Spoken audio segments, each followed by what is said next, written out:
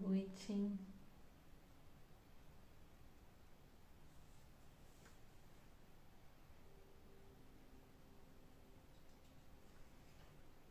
Boa noite para todo mundo. Nossa, como passa rápido, né? Uma semana, enfim. Hoje a gente já está na nossa aula 5 da nossa programação. Boa noite, Nara, boa noite. E hoje a gente segue, né, no conteúdo didático, né, onde aula passada a gente falou muito do arquétipo do comunicador, né, entrando nessa visão funcional do comunicador, da comunicação interna, né, e como a gente seleciona nossos significados internos, como que isso às vezes deixa a nossa energia fluir melhor, né? Ou às vezes vai trazer mais confusão, às vezes a gente não consegue aproveitar também a energia. E hoje, né, aula passada a gente entrou em todos esses aspectos do arquétipo do comunicador, de Mercúrio, do ponto de vista da quirologia, do método Quirologia Brasil, tá?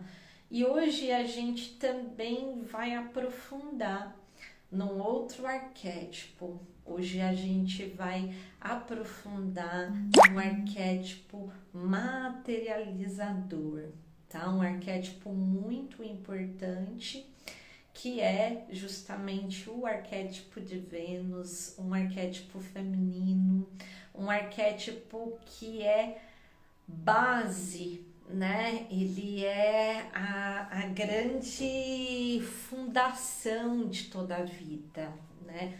Justamente por ele ser a matéria, por ele ser o corpo e tudo que acontece a nível da matéria, tudo que acontece conectado com a terra e as leis da natureza, tá? Então ele é um arquétipo de fertilidade, tá? Quando a gente fala fertilidade, não é só a fertilidade de você gerar filhos, mas a fertilidade de conceber a vida, né? A fertilidade de conceber ideias e não só conceber a sua capacidade de parir essas ideias, a sua capacidade de colocar essas ideias, tirar, né, do campo interno, tirar do campo mental e tornar realmente em algo material. Então esse arquétipo é um arquétipo de fertilidade, é um arquétipo de concepção, é um arquétipo de criatividade, é um arquétipo de materialização, tá, gente? E é um arquétipo também relacionado à nossa prosperidade, né? Porque é justamente a boa fluência, a boa expectação, né?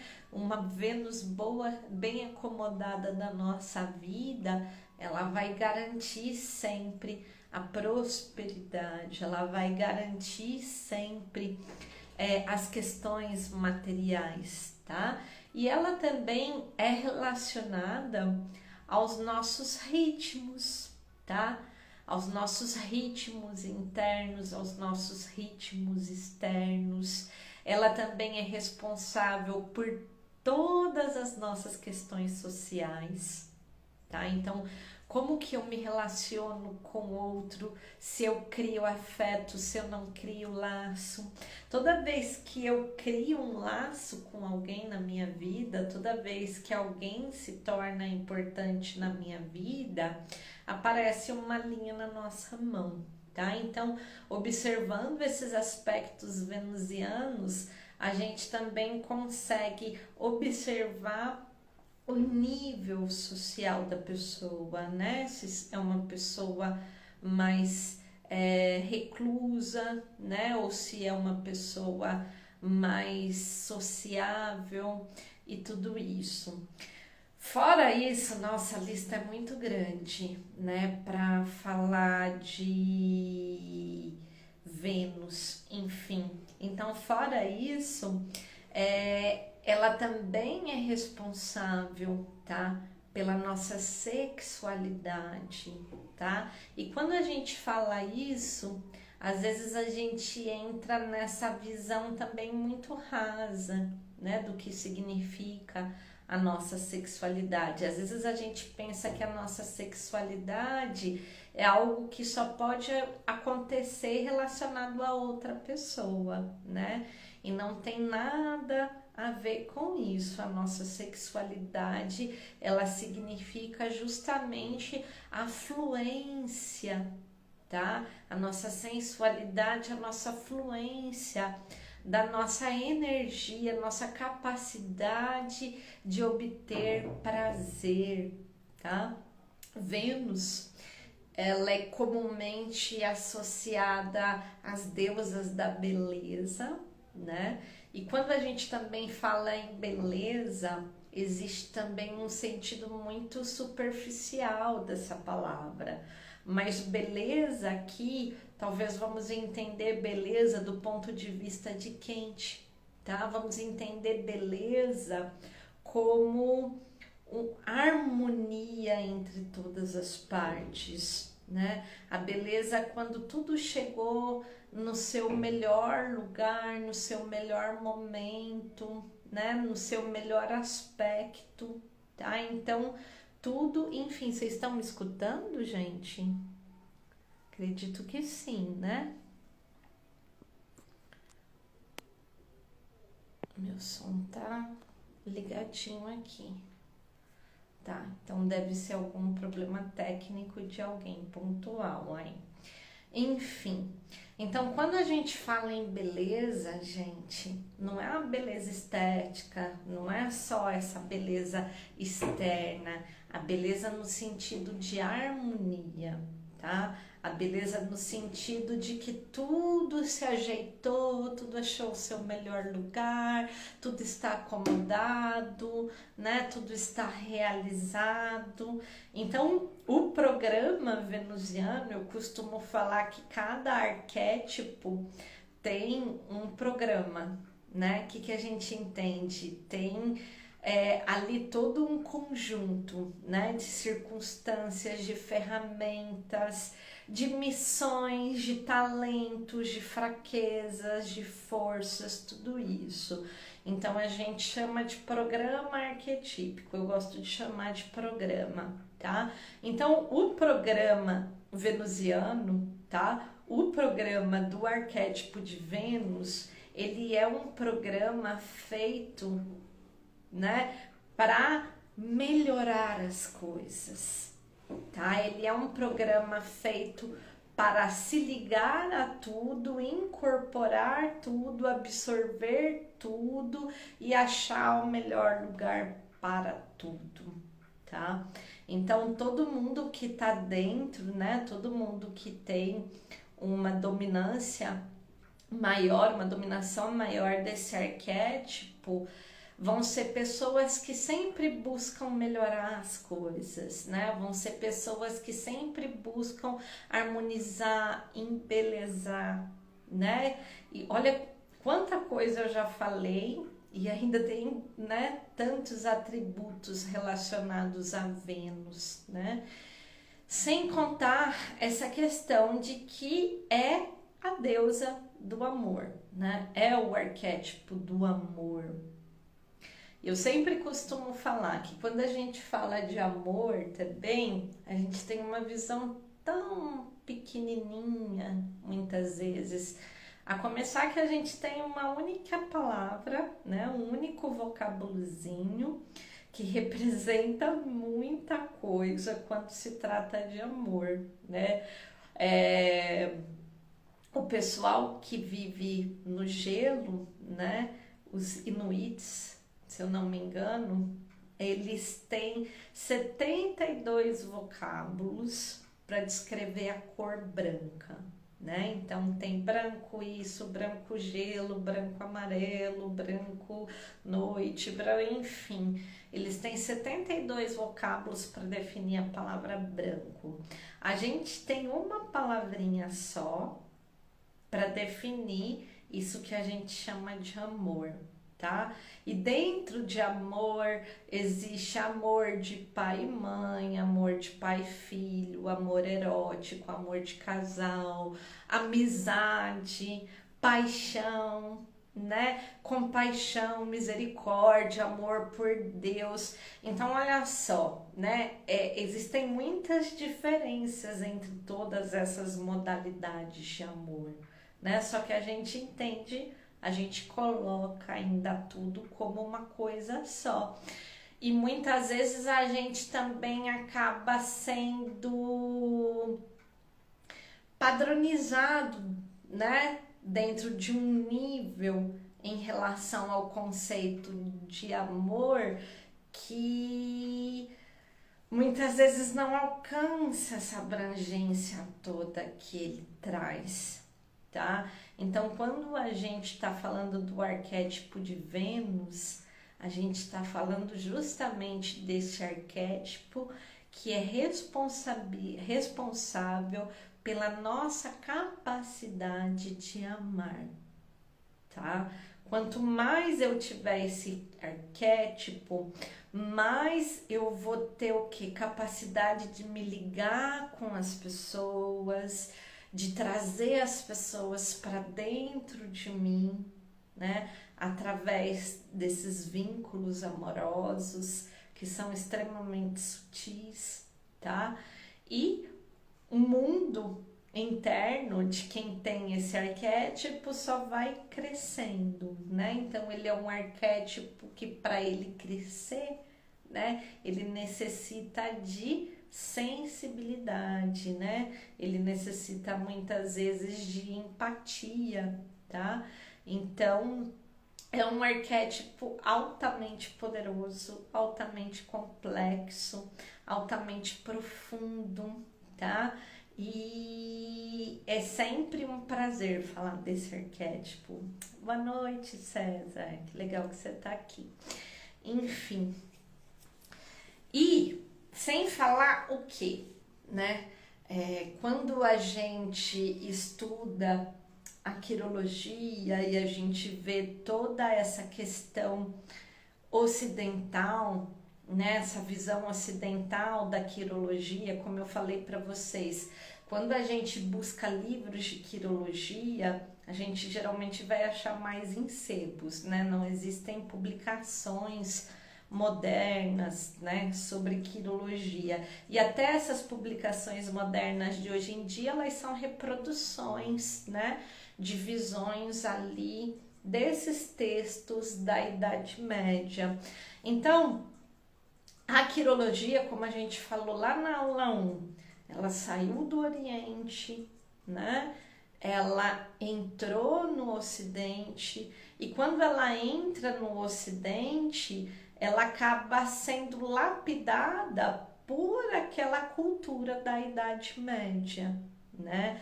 Por uma visão muito de uma sociedade dominada por homens, governada por homens, onde a mulher tinha um papel muito excluso, muito submisso, muito inferior, tá? Porque se a gente for pensar em mulher na Idade Média, um cachorro e uma mulher não tinha muita diferença, né? Uma mulher não tinha muitos direitos, né, sobre a sua vida, não existia uma consideração em relação ao gênero feminino de forma a olhar com igualdade para o intelecto feminino, né? Para todas as funções que uma pessoa do gênero feminino pode ocupar dentro de uma sociedade. E é claro que toda essa organização, né, político, social, cultural da Idade Média, ela acaba sendo refletida, tá, nesses textos de quirologia. nesta visão de quirologia, tá? Que, como eu falei, é a visão que a gente reproduz até hoje, tá? Então, quando a gente vai ler sobre Vênus, né, nesses textos e como as pessoas fazem as interpretações dos aspectos venusianos, é revoltante, né? Para começar, que Vênus é colocada simplesmente como uma cortesã, né? Ela é colocada simplesmente, a mulher ela é vista simplesmente dentro, né, dessa visão arquetípica lá da Idade Média pelas suas funções sexuais, né? E nada mais além disso, tá? E a gente sabe que o arquétipo feminino, o arquétipo venusiano, ele é muito além disso, tá? Ele é muito além dos dotes sensuais de uma mulher, né?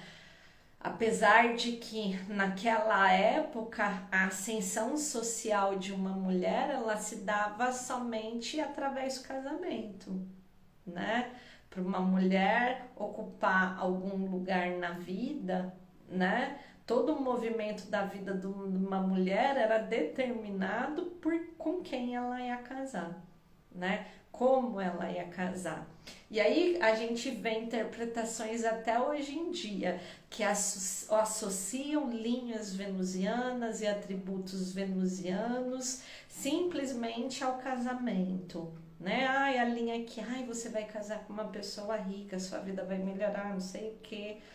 Enfim, da onde as pessoas estão tirando esse tipo de interpretação?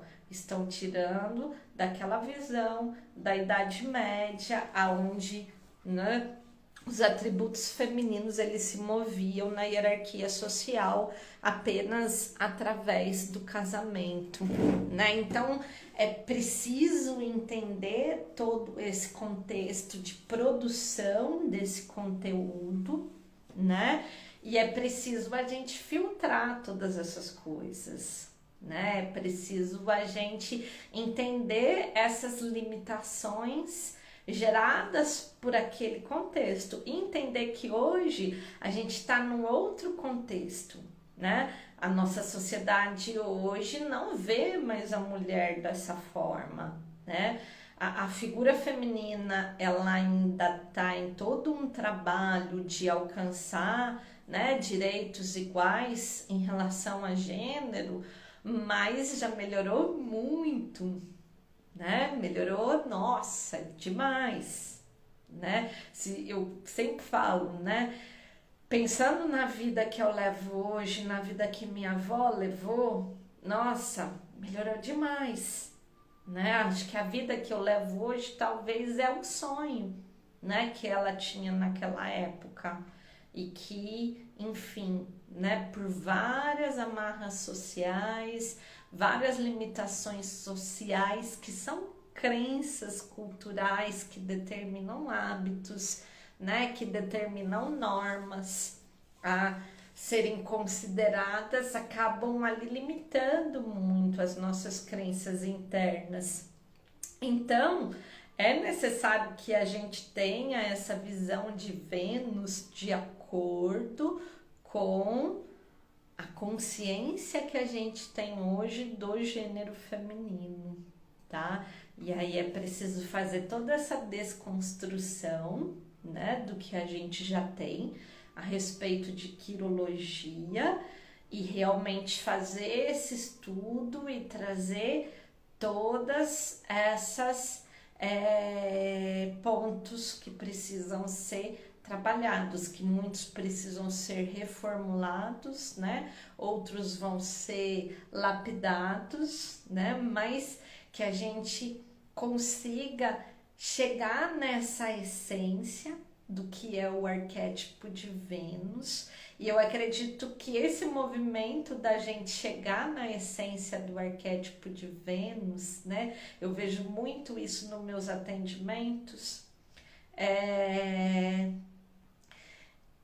todo um aspecto de cura, tá? Da nossa sociedade que a gente está vivendo, né? Porque para mudar a psique geral do planeta Terra, ela é composto pela psique de cada pessoinha. Então, quando cada um de nós se liberta dessas amarras, quando cada um de nós liberta nossa consciência para enxergar as coisas de uma forma mais profunda, mais de acordo com a natureza real das coisas, a gente está libertando esse todo, esse conjunto da esfera psíquica humana, né? E aí eu vejo isso.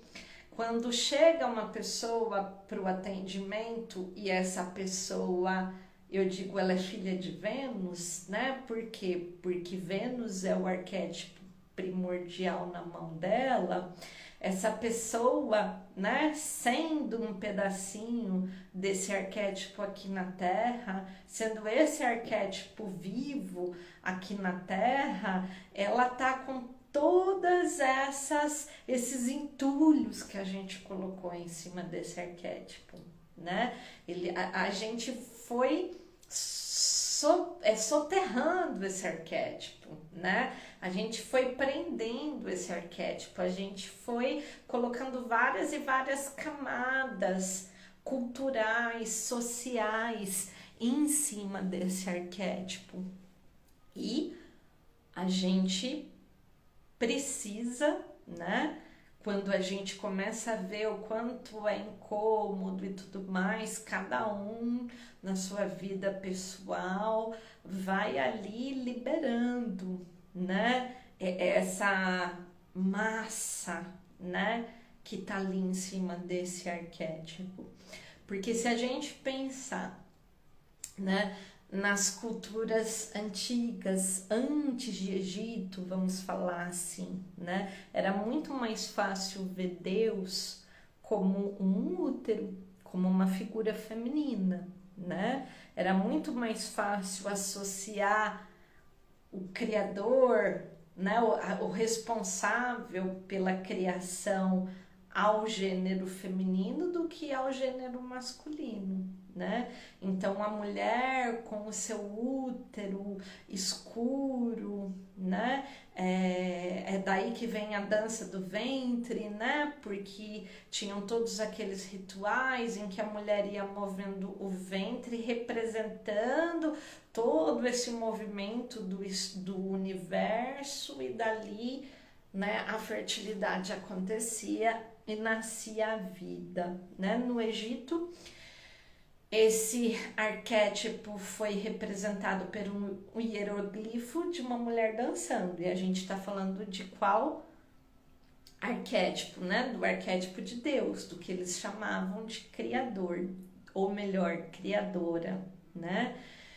Então, esse arquétipo era representado pela figura de uma mulher dançando, né? E aí, quando vem as culturas patriarcais, né?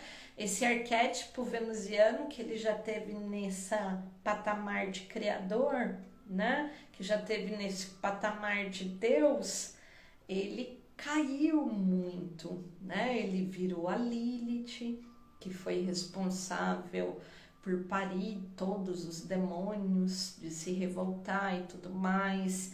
Ele virou a serpente, né? Que seduziu Eva, virou Eva, que é responsável pela queda, que seduziu, né? Adão, e é responsável pela queda de todo mundo do paraíso. E aí foi necessário que a gente virginizasse esse arquétipo, né? Na figura da Virgem Maria.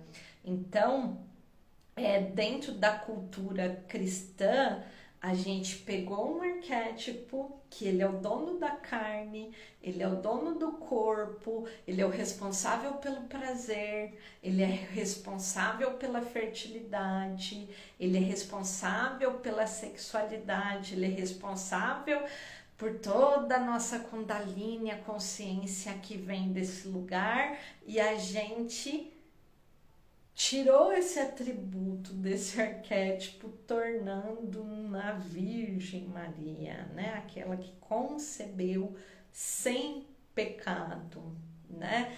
Então, o que, que eu tô querendo dizer para vocês com toda essa história, né? Com toda essa novela, diríamos assim, é que esse arquétipo ele foi sendo soterrado, né? Pela culpa, né? Pela maldade, a sedução, a culpa, o pecado, né? A vergonha, são várias camadas que a gente foi colocando esses véus, né? Em cima desse arquétipo. Só que tirando todos esses véus, né? Tirando todas essas camadas que a gente colocou e que é real, né? A gente vê a menina e não pode sentar assim, tem que sentar direitinho, não pode fazer isso, não pode fazer aquilo, né?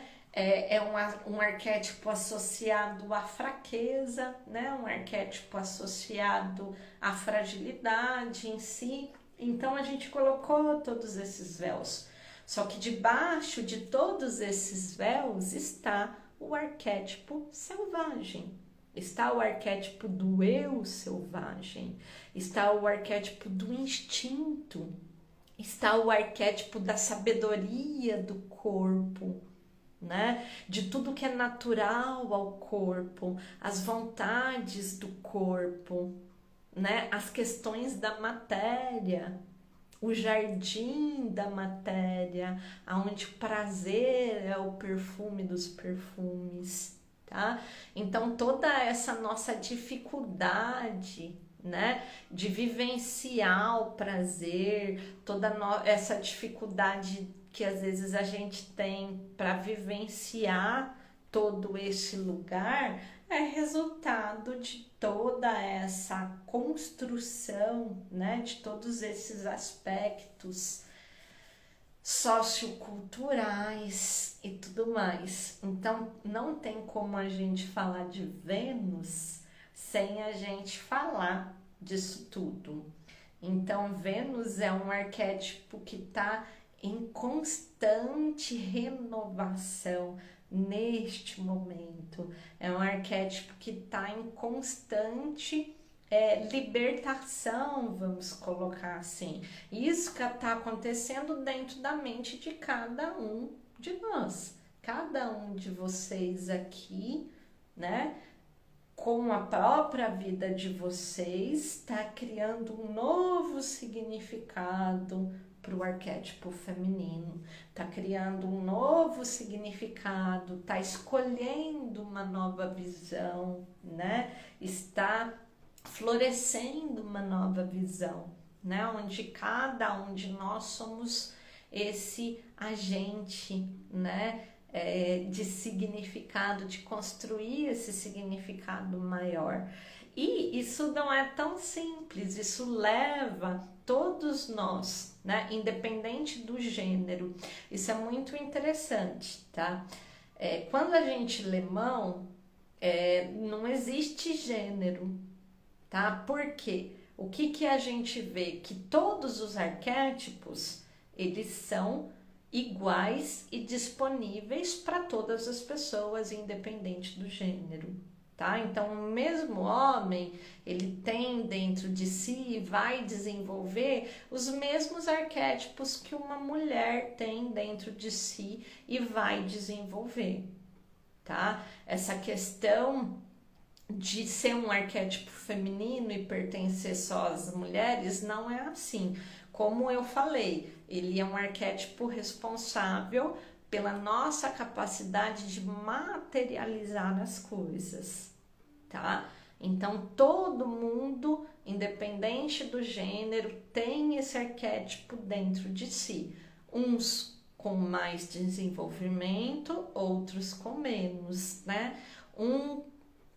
Nesse arquétipo se combinando com outros. Então, cada pessoa vai ter uma posição e um aspecto e uma manifestação muito singular do arquétipo de Vênus, mas ele é importante tanto para homens, mulheres, independente da orientação sexual ou tudo que seja, tá?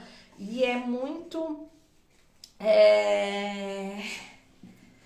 importante, né, a gente entender os sinais desse arquétipo, tá? Porque ele é um arquétipo que também Mercúrio, ele dá vários sinais pra gente. A gente falou na última aula da intuição, né?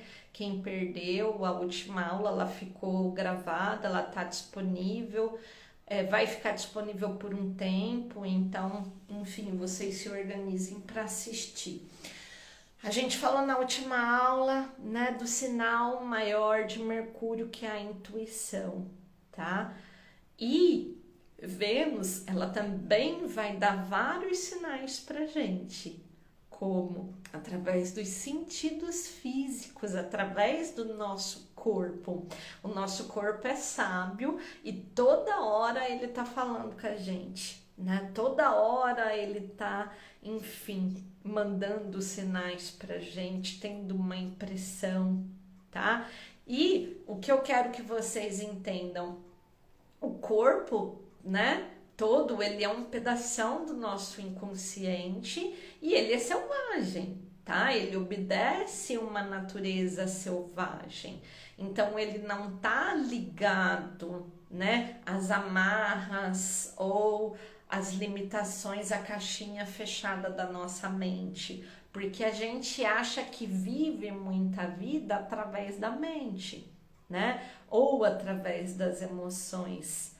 E muitas vezes a gente fica tanto no mental, no racional, no lógico e deixa de escutar essa linguagem do corpo, tá? Que ela tá trabalhando justamente com esse lugar selvagem e tá trabalhando justamente já com um lugar de química, de compreensão da vida muito além do que a nossa mente pode alcançar, né? Muitas vezes, às vezes a gente conhece alguém, tem um arrepio, alguma coisa, né? Já é o nosso corpo dando uma mensagem pra gente, né? Já é o nosso corpo falando, olha, né?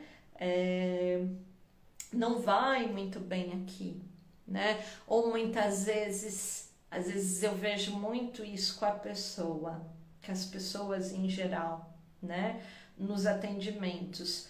Às vezes, por exemplo, a gente ignora sinais, às vezes, muito reais do nosso corpo, né? Como dores, dor de cabeça. Mas, por exemplo, a pessoa teve uma relação sexual com alguém e depois ficou acabada, como se tivesse sido drenada todas as energias, né? É o corpo da pessoa já falando para ela, olha, essa troca não foi tão legal, né? Mas o que acontece? A gente muitas vezes não consegue, não tem a cultura de entender ou de observar esses pontos, né?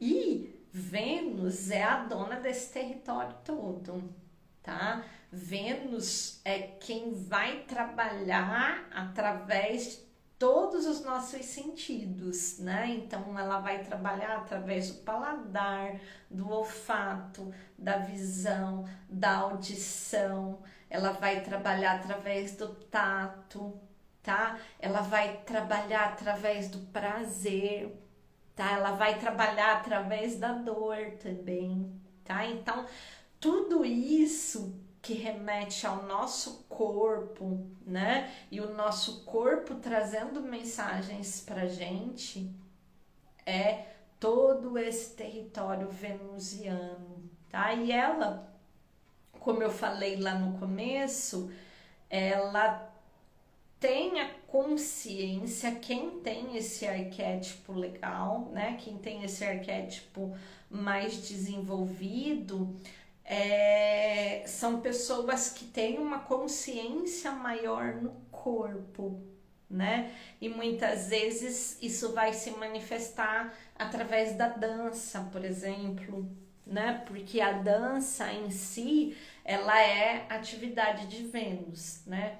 A gente falou que cada arquétipo tem às vezes ali a sua atividade, onde ele vai ter a manifestação maior da sua essência, né? Qual que é a atividade de Vênus? A atividade de Vênus é a dança, né?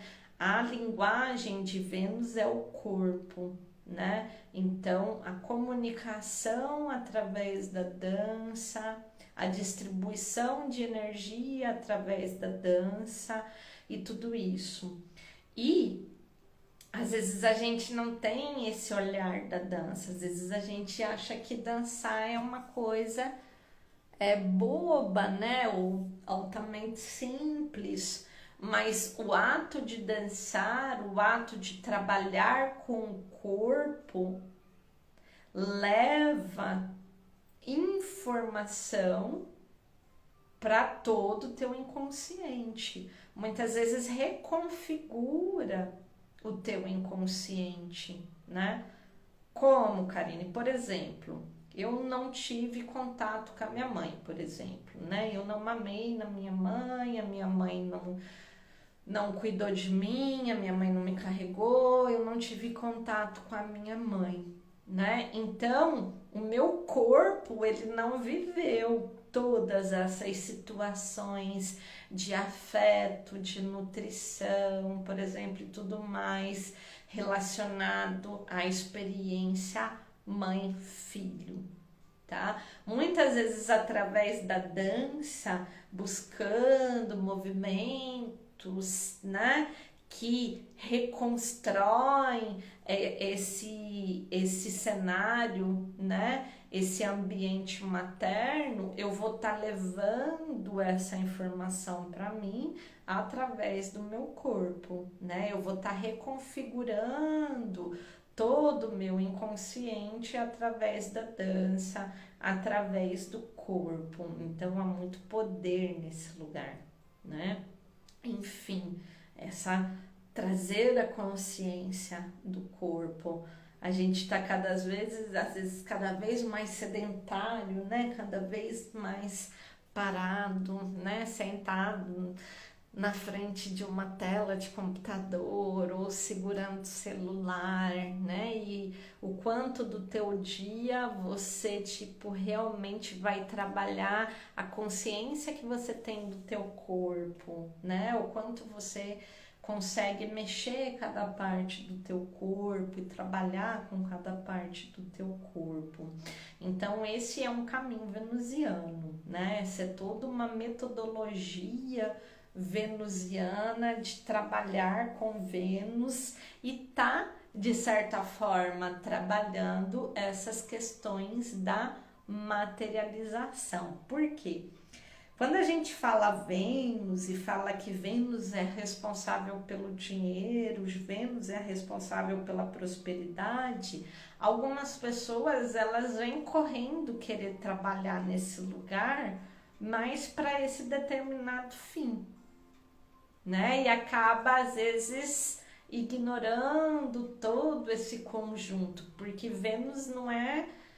Se Vênus fosse ser um painel de botões, assim, não seria um painel com botão só ou 2 botões, né? Seriam muitos botões, muitas teclas, né? Que precisam ser ativadas, que precisam ser desenvolvidas para que a gente realmente ative e desbloqueie esse lugar, né? Então não tem como olhar para a questão da prosperidade que Vênus promete sem olhar para a minha capacidade de extrair prazer da vida, né? Sem olhar para a minha capacidade de extrair prazer em pequenas coisas da vida, seja numa refeição, seja estar presente numa respiração, né? Seja sentindo um perfume, seja, enfim, vivenciando o meu corpo. Então, assim, o que Vênus traz para nós e o que alimenta a Vênus, está em todos esses pequenos momentos, né? Está em todas essas pequenas situações que vão ali despertando prazer, né? Então esse prazer ele vai de certa forma inspirando todo o seu corpo a liberar energia, né? A ficar à vontade, né? A ocupar o seu lugar, tá? Então tudo isso, enfim, é muito interessante, né? Porque a gente está falando de um lugar que é materialização, sexualidade, prazer, dinheiro, prosperidade, enfim, tudo isso, né? E tudo é conectado. Eu não posso ter uma coisa sem trabalhar com a outra, tá? Eu não posso liberar uma coisa sem passar por todo esse caminho, né? Sem tirar todos esses véus e ativar todos esses setores. Então, enfim, profunda Vênus, né? Poderosa Vênus. E aquilo que eu estava falando sobre a produção, né? Literária, a produção conceitual da quirologia, ter um reflexo ali com o sistema sociocultural da Idade Média, o patriarcado e tudo mais, né?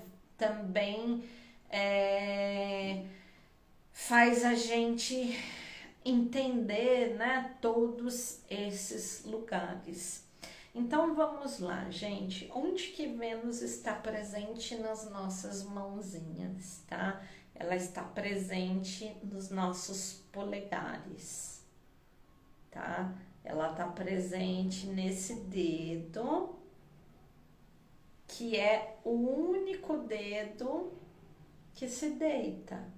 Enquanto todos os dedos possuem um eixo vertical, Vênus, ela tem esse eixo vertical, tá? Mas ela também atinge o eixo horizontal. E muitas vezes para além disso também, tá? Então, comecem a perceber, comecem a observar a flexibilidade de Vênus de vocês, tá? Chegar aos 90 graus já é uma flexibilidade mediana, tá? Agora, se você passa dos 90 graus, quanto maior a flexibilidade do seu dedo de Vênus, maior a tua abertura social, maior a sua abertura ao campo das ideias e tudo mais. Então, um dedo de Vênus que é rígido são também de pessoas socialmente rígidas, tá? Então, comecem observando a flexibilidade desse dedo, tá certo? Depois, diferente dos outros dedos, né? Que, como eu falei na aula passada, eles têm 3 falanges, né? 3 articulações. O dedo de Vênus tem apenas 2 falanges, né? Essa daqui e a de cima.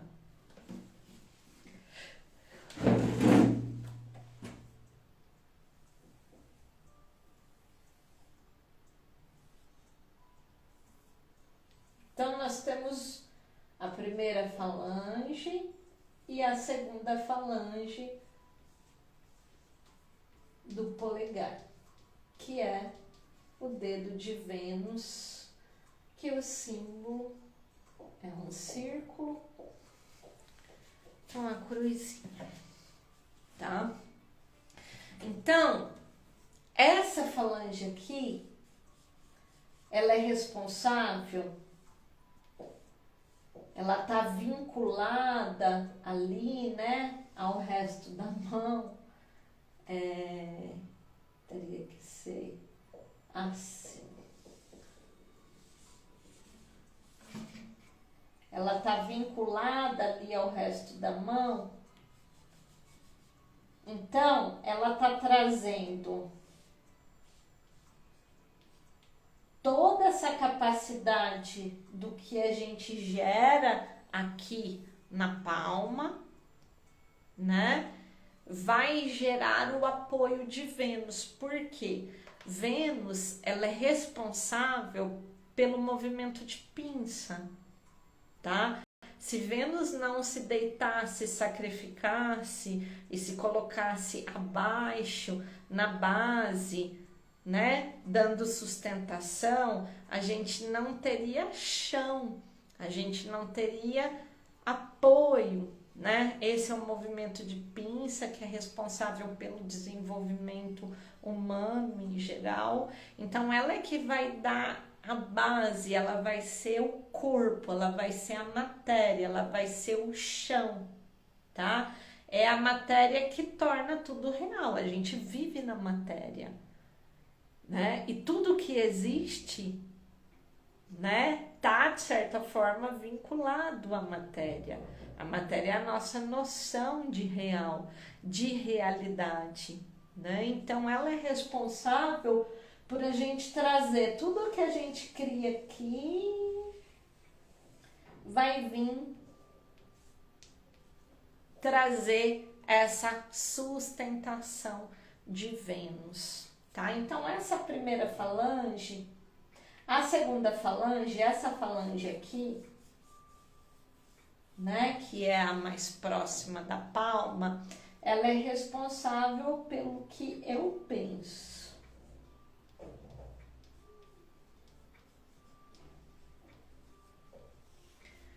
Pelo que eu concebo em termos de ideias, tá? E essa falange aqui, a falange número 1, ela é responsável pelo que eu faço.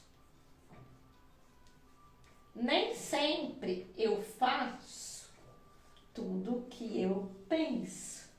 E ela não revela isso, né? Como? Vocês vão observar o alinhamento do polegar de vocês, dessas falanges. Quanto mais tortinha for essa falange de cima, quanto mais ela se inclinar, mais existe aí um distanciamento entre o que você faz e o que você pensa, né? Como? Deixa eu apagar aqui. Se o dedo é tortinho, nossa, quanto mais o dedo entorta, tá? Aqui tá o eixo do que eu faço e aqui tá o eixo do que eu penso. E aqui tá o eixo do que eu faço.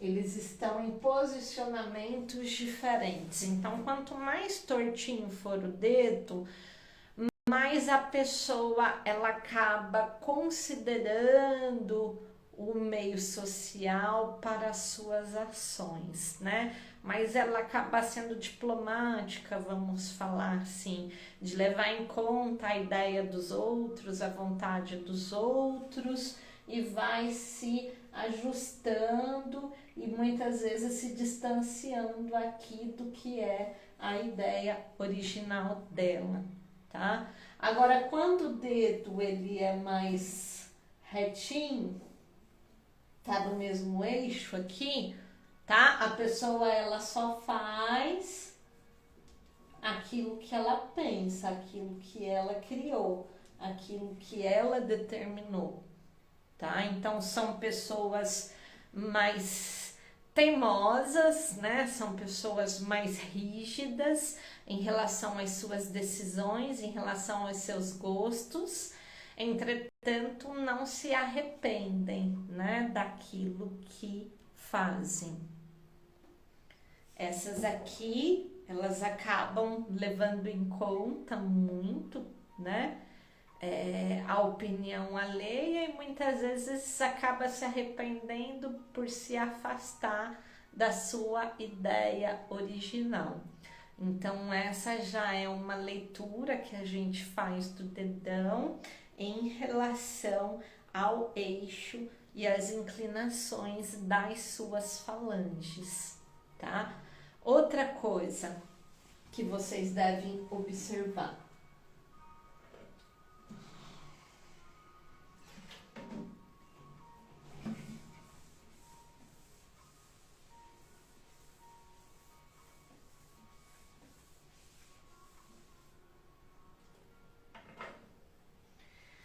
Outra coisa que vocês devem observar é em relação ao desenvolvimento dessas duas partes, tá? Qual parte que é mais desenvolvida? A de baixo ou a de cima, né? No meu caso, a parte de cima, ela tem uma largura maior do que a parte de baixo, ela é mais gordinha, ela acaba tendo, né, uma base maior, tá? Então, vocês vão observar isso. Qual, ou olhando o polegar assim, qual parte é maior, tá? A parte número 1 ou a parte número 2? E aí, isso vocês vão levar em conta toda a área, tanto em relação à largura, quanto à altura, ó. O que acaba tendo uma área maior, tá? Quando a parte número 1, a parte de cima é mais desenvolvida, são pessoas que têm uma capacidade maior de materializar, tá? São pessoas que descobrem as coisas fazendo, não pensando, né? Eu digo que é o tipo de pessoa que não lê manual. Quando você compra um aparelho, um eletrônico, alguma coisa, você lê manual ou você vai fuçando e descobrindo como funciona, né? Mais ou menos nisso que a vida. A pessoa que tem a parte número 1 maior é aquela pessoa que ela se descobre muito através das suas ações, né? Ela não pensa muito para agir. São pessoas mais impulsivas, né? Por um lado são mais impulsivas, por outro lado elas têm uma facilidade maior de externizar, de materializar as coisas, tá? Agora, quando a parte de baixo é maior, né? E a de cima é menorzinha, essa é a falange do eu penso. Então, é aquele tipo de pessoa que pensa, pensa, pensa, pensa, pensa, pensa e nem sempre o que?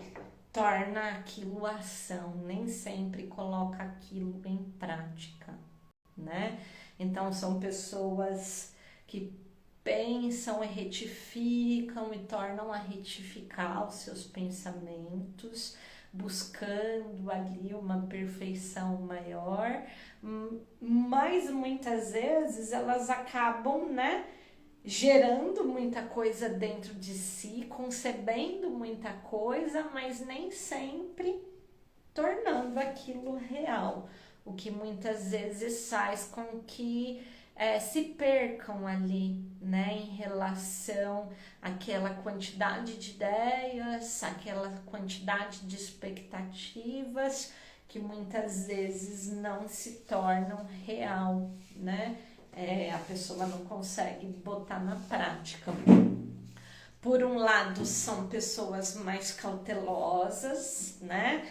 Que tudo que elas falam, elas fazem, tem ali um aprimoramento maior, né? Atinge um nível de perfeição maior, entretanto fica essa dificuldade da pessoa ter uma dificuldade de materialização mesmo, né?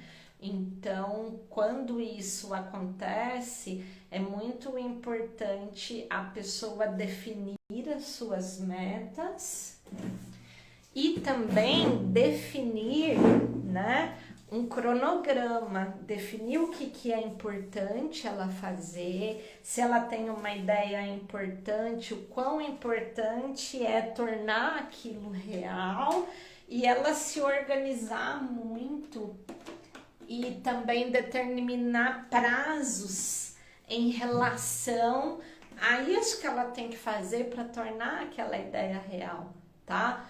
Porque existe toda uma tendência da pessoa se perder, né, nesse mar, às vezes, de criações, de pensamentos, de ideias, e às vezes não realizar nada, não concretizar nada. Então requer às vezes toda essa margem de organização. Vocês estão conseguindo olhar aí na mão de vocês? Estão conseguindo identificar? Estão se identificando também, né? Ou vocês estão estranhando?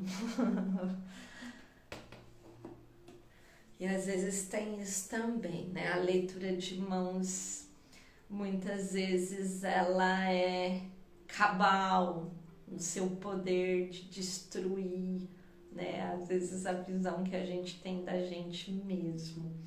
Porque às vezes a gente tem uma visão da gente que nem sempre é o que corresponde às nossas atitudes, né? Ou a nossa verdadeira realidade, né? Então, quando a gente começa a olhar para as nossas mãos, quando a gente começa a identificar todas essas linhas, essas questões, esses atributos e os seus significados, a gente às vezes vai desconstruindo também, né, as nossas ilusões, né, ou às vezes eu acho que eu já domino uma coisa e às vezes eu vou descobrir que eu tenho dificuldades ali, né, e tudo isso, enfim, é olhar para dentro, né, é olhar para dentro, mas um olhar para dentro sem o ego estar no comando, né? Sem eu querer ver, sem tentar ver do jeito que eu quero ver, porque existe isso. Uma coisa é eu me enxergar do jeito que eu quero enxergar, então eu vou ver só o que eu quero ver, e outra coisa é trabalhar com a realidade, né? Outra coisa é a gente se ver, né, nos nossos defeitos, nas nossas fraquezas, nas nossas misérias, nas nossas agonias, e tudo bem, né? E trabalhar com isso, né? Ninguém é perfeito, não existe aqui, né? Até então, acho que não teve mais Jesus Cristo na Terra, né? Todas as pessoas são humanas, estão sujeitas, né, a erros, a fraquezas, né, a fragilidades e tudo mais, tá? Então, enfim, não existe, gente, eu tô ouvindo vocês falar aí, o meu tem 3 falanges, não existe polegar com 3 falanges, tá? Porque o que determina as falanges são as nossas articulações, não as nossas linhas, tá? Então, nos dedos aqui a gente tem 3 falanges, porque eu tenho uma articulação aqui, eu tenho outra articulação aqui, eu tenho outra articulação aqui. No dedão, eu tenho só essa articulação e essa, então são 2 falanges, tá? Enquanto esses 3 né, possuem 3 articulações, o dedão possui apenas 2. Então, não é a linha que vai demarcar as falanges, mas as articulações. Então, dentro da anatomia humana, né, a nossa mão ela tem 2 articulações apenas no polegar, tá? Porque o polegar, ele justamente ele se reduz, ele se coloca abaixo, né? Ele tem toda uma posição de humildade, de ser menor, de estar abaixo, assim como a terra, né? Para quê? Para dar sustentação, para dar chão, para dar suporte, né? Para dar caminho, né? Então é a mesma posição da Terra. A Terra ela fica abaixo, né? Às vezes vocês lembram daquele triângulozinho que a gente fez ontem, né? Às vezes a gente valoriza muito as questões do céu, do céu, do céu, né? Principalmente às vezes nessas coisas de espiritualidade, né? As pessoas elas querem luz, luz, luz, luz, luz, né? E rejeitam a base do triângulo, né? Rejeitam justamente o que é terreno, o que é mundano, né? O que é obscuro, tá? Mas sem essa terra debaixo dos nossos pés, tá? Não existiria a experiência da existência.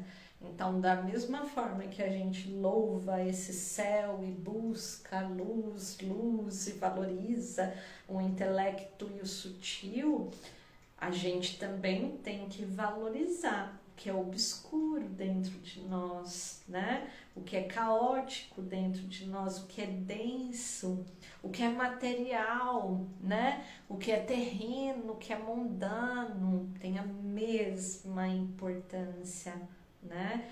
Porque às vezes a gente quer só isso, luz, luz, luz, luz, e às vezes espiritualidade dentro do meu trabalho é justamente às vezes o contrário de luz, é justamente a gente caminhar nas trevas, é justamente a gente andar nesses lugares densos, abandonados e esquecidos que ninguém quer andar dentro da gente, né?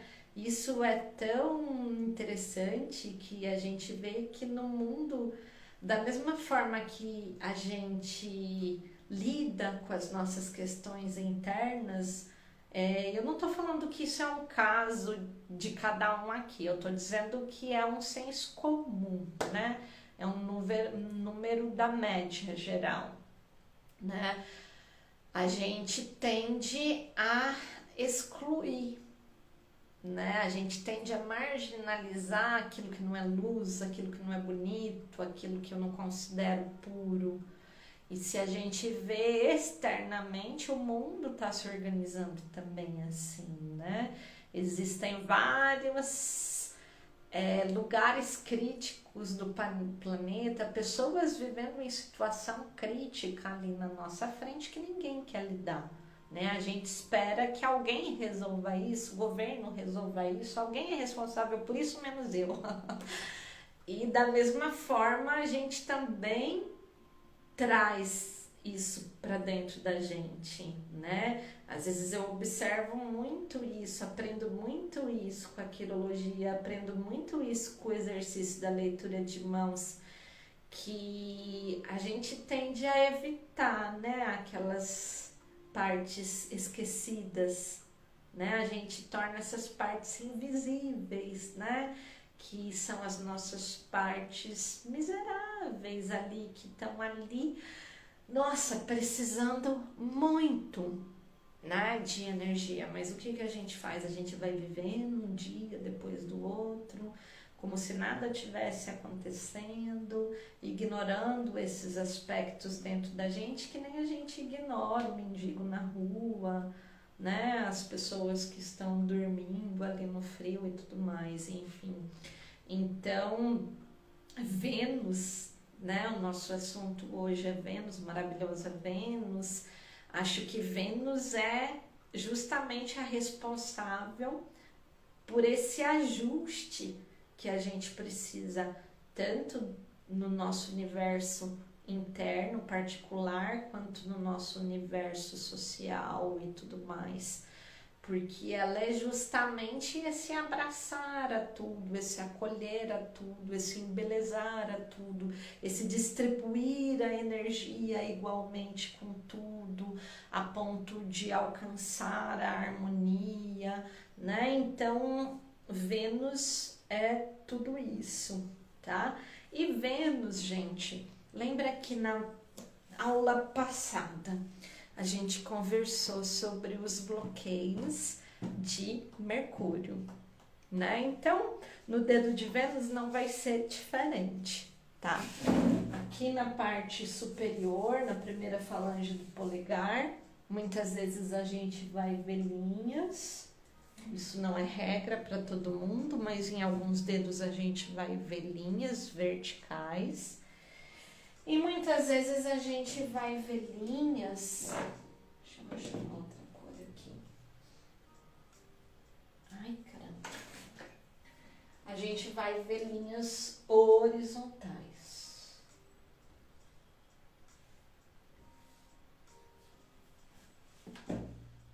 Tá?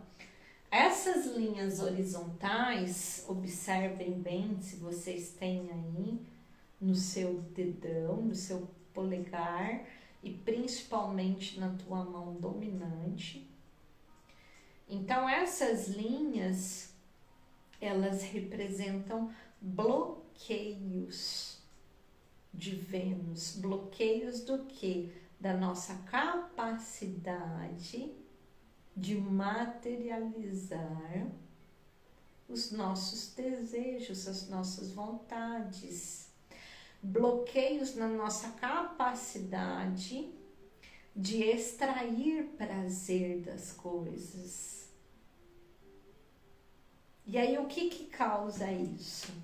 Como eu falei no início da aula, várias coisas podem causar isso, né? Tipo, todas essas amarras culturais que a gente foi educado a pensar assim. Então, se eu penso em termos de pecado, se eu penso em termos de culpa, se eu penso em termos de vergonha, se eu trato a minha sexualidade também assim, com vergonha, com culpa, né? Se eu não encaro como naturalidade os desejos instintivos do meu corpo, porque quando a gente está falando desse eu selvagem, e esse eu é Vênus, a gente está falando de um lugar da gente que é até muito parecido com os animais, né? Eles têm vontade, eles vão lá e fazem.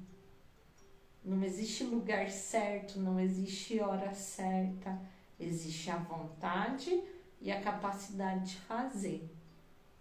Para nós já não é mais assim. Existe a vontade e existe a necessidade muitas vezes da gente esconder essa vontade e vivenciar muitas vezes essa vontade com vergonha, com culpa, com dúvida. Então, toda vez que eu sou refém desse tipo de pensamento, desse tipo de hábito, desse tipo de atitude, né? E muitas vezes não é nem porque eu escolhi agir assim, é porque a gente é culturalmente levado a agir assim, né? A gente já começa a achar que assim, Jesus morreu na cruz por minha culpa, né? A gente já é levado a encarar a nossa sexualidade como um lugar vergonhoso, tá? Então tudo isso vai causando amarras, tudo isso às vezes vai me distanciando do meu direito natural de vivenciar a minha vontade, extrair prazer das coisas, tá? Então, quando existe essas linhas, existem essas travas e são travas de ação, tá? São travas de realização, são travas de você conseguir alinhar as suas atitudes, as suas ações com o seu prazer. E aí você tem que se perguntar: como eu estou fazendo isso? Depois, por que eu estou fazendo isso? né? Por que eu estou sustentando isso? Tá? Então essa é uma reflexão que eu convido cada um aqui presente a entrar nessa reflexão.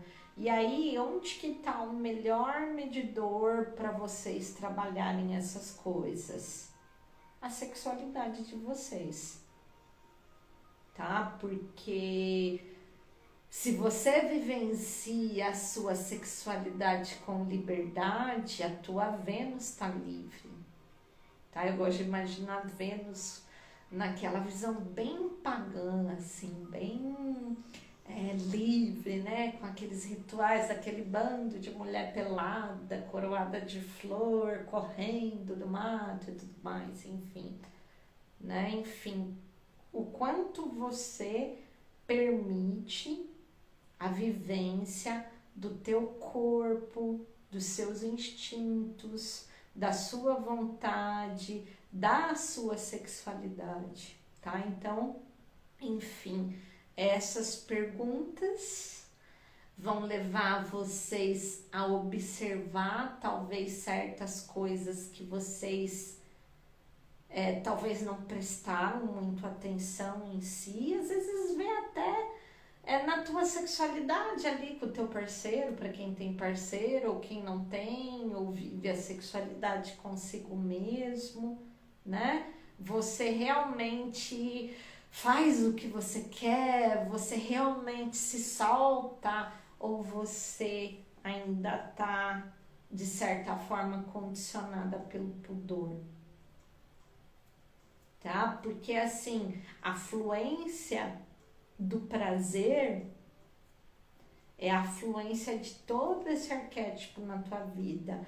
Então, se existe a fluência do prazer na sua sexualidade, essa fluência ela não fica restrita a esse lugar.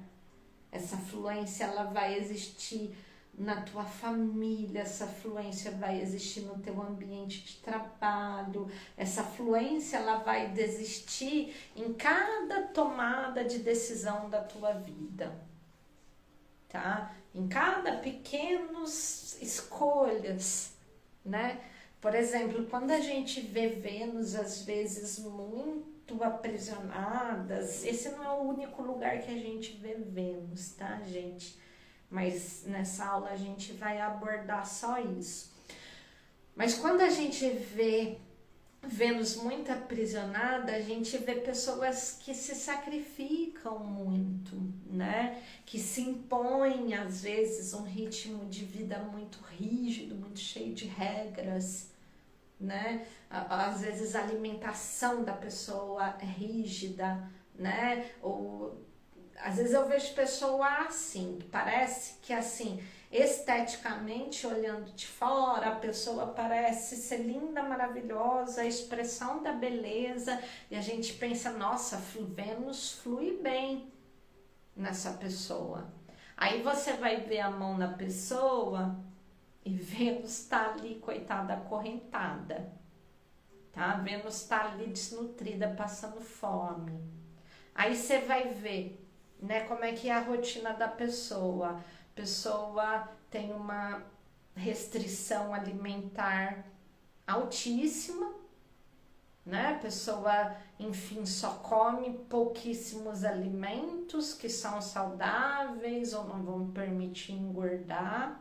Então, assim, que prazer ela tem através do paladar, né? Aí você vai ver a pessoa tem que todo dia, às vezes, fazer aquele tanto de exercício físico, que muitas vezes ela não tá com vontade de fazer, mas ela faz.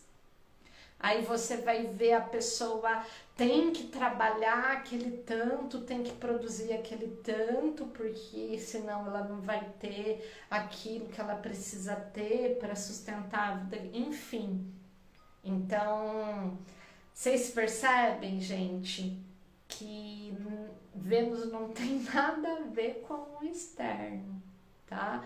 Vênus não tem nada a ver com a beleza estética em si, mas Vênus tem a ver com a beleza do prazer e a nossa capacidade de extrair prazer da vida através de todas as nossas pequenas escolhas, tá? Através da escolha dos nossos alimentos, através da escolha das nossas atividades. Então é o nosso ritmo de vida. Como que é o meu ritmo de vida? Ele é rígido, firme e parece ali uma ditadura, ou ele é leve, livre, né? E desenvolto. Então Vênus vai levar, e essas linhazinhas aí, elas podem ajudar vocês a entrarem em toda essa reflexão, enfim, em toda essa maravilha do universo de Vênus, né? E aí vocês vão trabalhar tanto com essas escolhas do dia a dia e vivenciar a sexualidade, enfim, se permitir dançar, escutar uma boa música, comer uma comida extravagante, enfim, cheirar uma coisa maravilhosa. Gente, prazer, né? Tudo que dá prazer alimenta Vênus. E aí vocês vão trabalhar tanto nessas coisas quanto na observação desses aspectos de herança cultural que a gente tem, né, em relação a essas restrições que foram ao longo da história humana sendo colocadas ao universo de Vênus, né? Essas restrições através do pecado, da culpa, da vergonha, né? Do excesso de pudor, né? Do excesso de domesticação, né? Às vezes a gente se domesticou demais, né? E acabou se afastando desse eu selvagem, desse eu venusiano, desse eu que é o nosso corpo, desse eu que é sábio, esse eu que é dono da vontade, esse eu que é dono de toda a energia que vai sustentar a nossa vida, tá? Existe alguma relação entre as fases da Lua e as mudanças da linha? Sim e não, tá? Existe sim, enfim, em relação aos ciclos lunares, da mesma forma que existem os ciclos lunares, a gente também tem os nossos ciclos internos. Entretanto, quando a gente lê mão, a gente vê que cada pessoa se relaciona de uma forma com esses ciclos, né? Se relaciona de uma forma com essas estações. Então não dá para a gente generalizar a função desses ciclos e o efeito que vai ter em todas as pessoas, porque cada pessoa, dentro da sua configuração arquetípica, dentro dos seus ritmos de quando está vivendo, vai absorver de forma diferente, aproveitar de forma diferente essas, enfim, fases, né? Esses momentos gerais, né? Então, sim e não. Não uma coisa que dá pra gente generalizar e falar, ó, todo mundo vai ser assim, tá? Eu até fiz um vídeo sobre ciclos e ciclos nas mãos, né? Porque dá pra gente entender os ciclos das mãos e a gente vê que cada pessoa tem uma fase, tem um tempo diferente em cada ciclo, tem um aproveitamento diferente de cada ciclo. Isso leva em conta os arquétipos que ela traz, né, como eles se configuram e tudo mais. Enfim, gente, muito gostoso falar de Vênus. Acho que eu deixei para falar dos arquétipos que talvez eu mais gosto, né? Eu mais me identifico para falar nessas aulas, que foi o arquétipo de Mercúrio da aula passada. Quem não viu, veja, tá muito legal. E o arquétipo de Vênus, que a gente falou na aula de hoje, e é um arquétipo mais urgente, eu acho. Tá? É o arquétipo que a gente mais deve prestar atenção dentro da gente, tá? Porque ele realmente é o arquétipo que, trabalhando ele, você vai realmente estar trabalhando a sua capacidade de mudar a tua vida, né? De tornar real aquilo que você tem expectativa de que seja real, né? Então, para às vezes a gente ver essas mudanças acontecer, eu vou ter que trabalhar as minhas sombras, né? Eu vou ter que trabalhar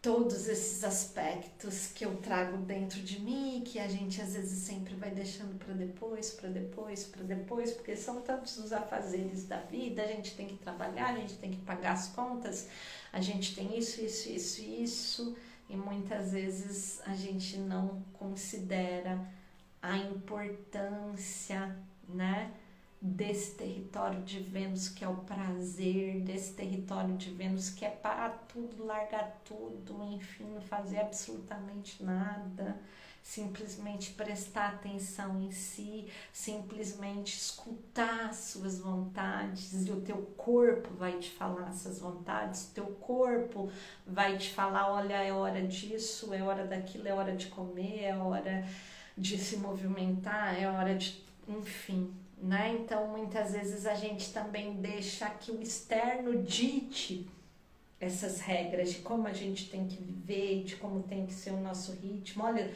você tem que acordar cedo, né? E você tem que fazer isso, você tem que produzir, se você não fizer, enfim, né?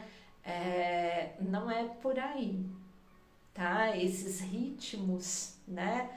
Esses termômetros e esses cronogramas de como viver o nosso dia, eles têm que vir de dentro, tá? Eles têm que vir através dessa escuta do corpo, escuta das vontades, escuta dos desejos, né? Escuta de tudo isso.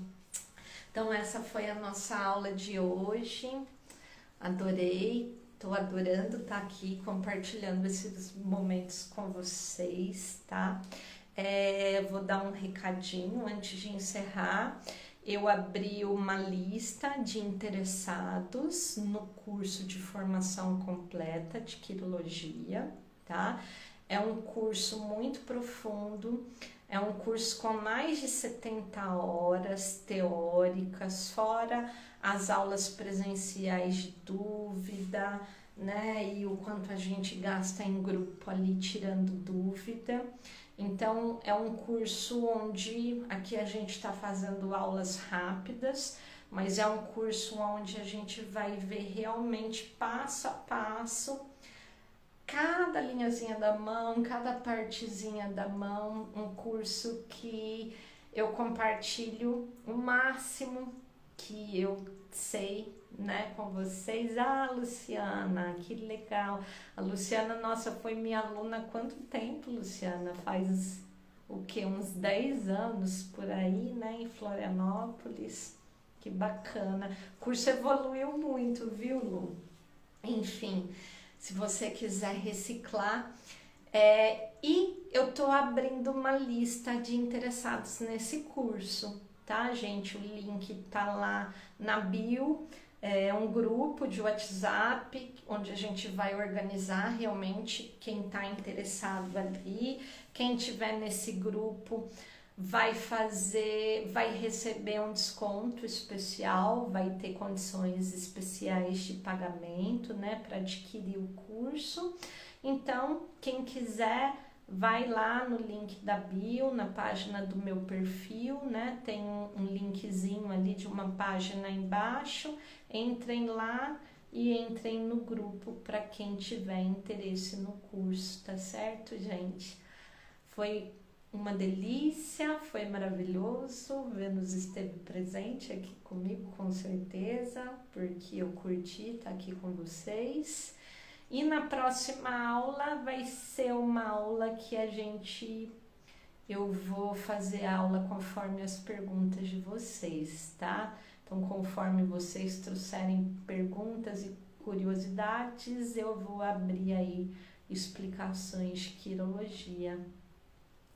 Espero vocês amanhã na próxima aula e tenham uma ótima noite aí, pensando na Vênus de vocês. Um beijinho, gente. Tchau, tchau.